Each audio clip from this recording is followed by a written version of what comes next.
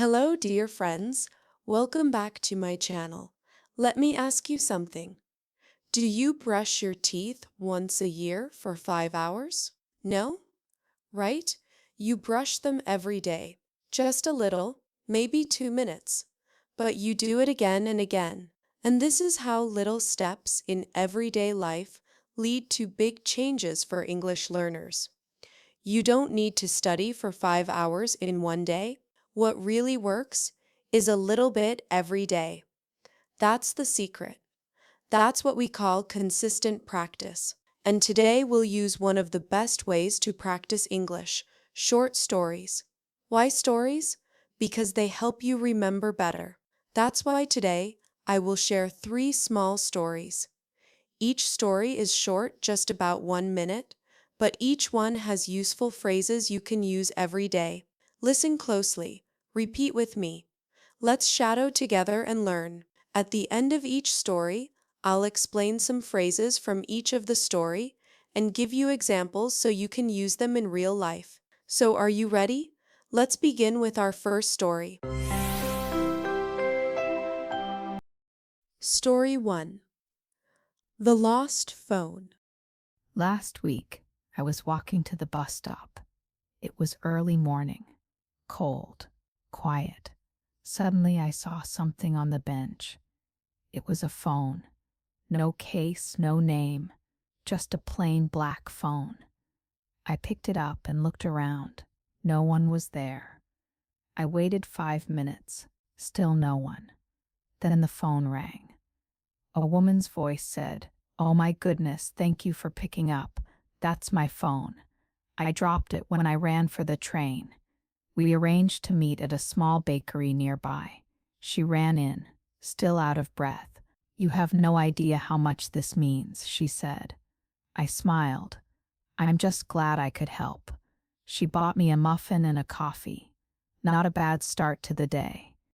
Now these are the phrases from story 1. You have no idea how much this means. Said when something is very important to you.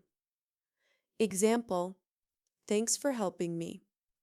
You have no idea how much this means. 2.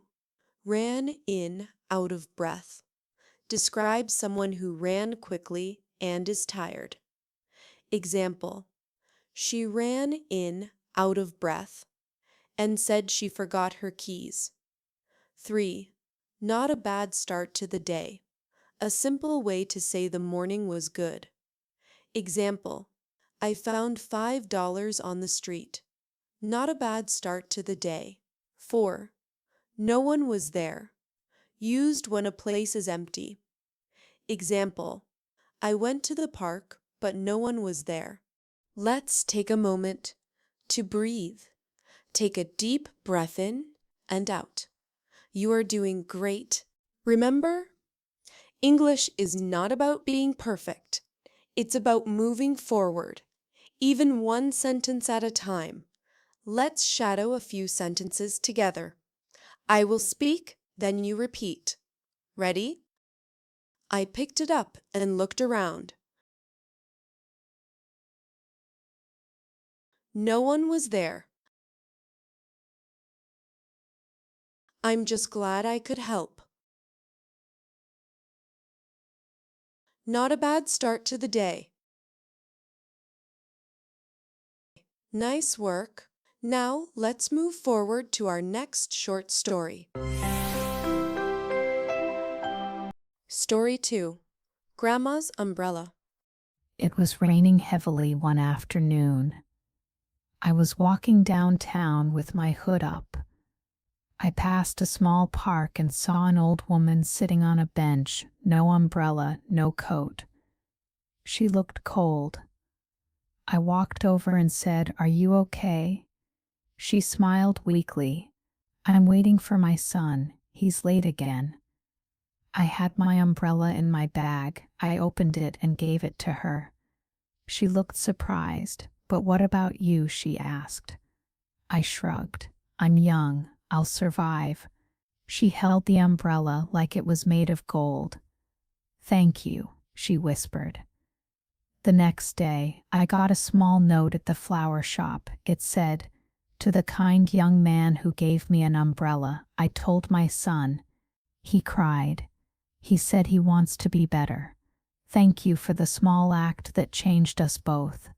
Let's continue to learn some phrases from story 2. 1. Raining heavily. Strong rain. Example, it's raining heavily. Don't forget your umbrella. 2. I shrugged. A body movement that means I don't know or it's okay. Example, he asked if I was okay. I just shrugged. 3. I'll survive. Used when something is uncomfortable, but you can handle it. Example, it's cold, but I'll survive. 4. A small act that changed us both. A tiny action that had a big effect. Example, helping her was a small act that changed us both. Let's talk for a moment. Did you notice something in both stories? They were short, real, and simple, but they made you feel something. They help you remember better. This is why stories work. Even if you only understand part of it, your brain connects to the emotion.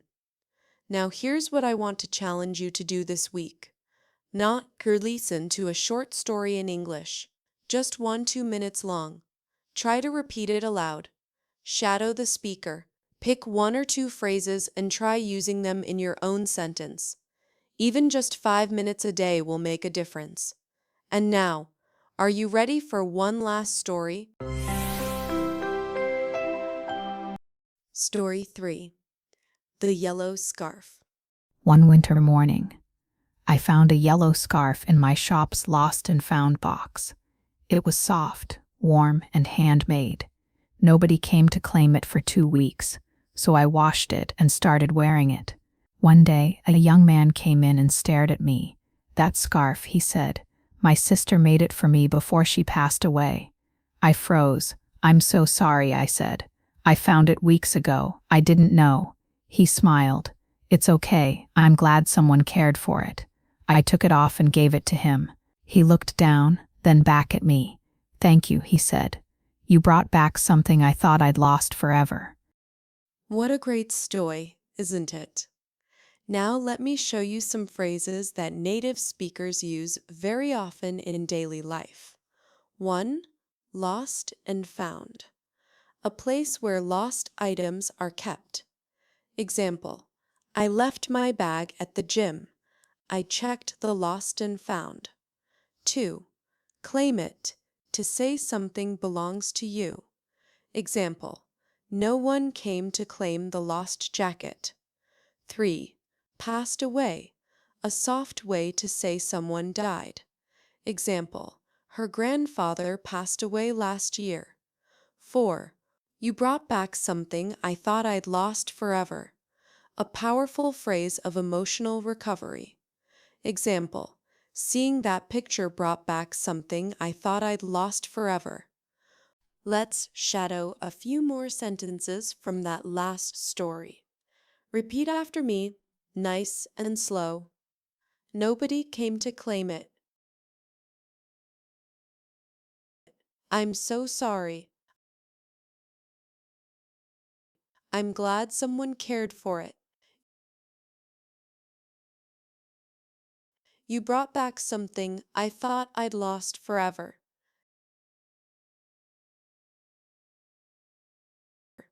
Good job. Now, let's take a moment. Breathe in and out. You just listened to 3 different stories. You practiced new vocabulary. You shadowed full sentences. And most importantly, you connected with real English. Learning English isn't only about textbooks. It's about emotion, connection, and real stories. Today, you took another small step. Be proud of that. Tomorrow, take one more. Just 5 minutes of listening, 1 sentence of speaking, 1 moment of courage. You are doing something many people are afraid to do, and you are doing it well. Thank you for joining me today. Keep listening, keep speaking, and most of all, keep believing in yourself.